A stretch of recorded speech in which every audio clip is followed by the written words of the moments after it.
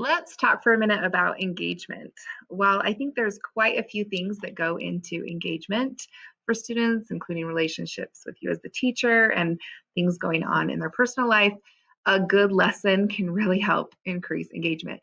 And that was never more obvious to me than when I had a student come into class and we were doing a Desmos activity with circles. It's a fun activity that helps them explore exponents. So I often do this as the first lesson in my exponent unit. And again, this was like my second year teaching, and I hadn't really fully incorporated blended learning as much as I wanted. So this was kind of a unique thing. It was maybe the second Desmos activity we'd done throughout the year.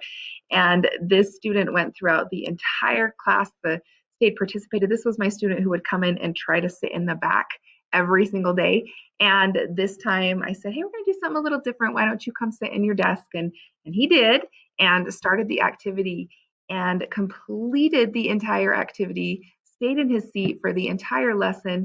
And when I paused Desmos and we had classroom discussions, he was even participating in the discussions.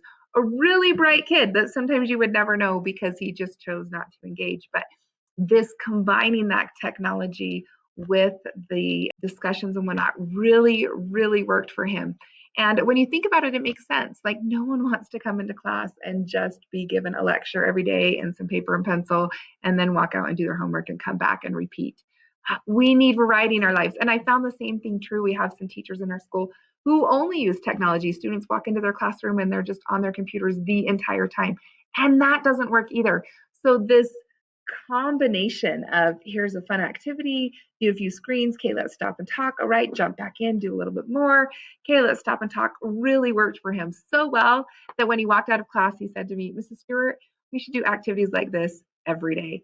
And I love it. Like, to me, that was just such a great example of how, yeah, you're right. As a teacher, I need to do better at learning how to blend my lessons and creating opportunities for you to want to stay engaged.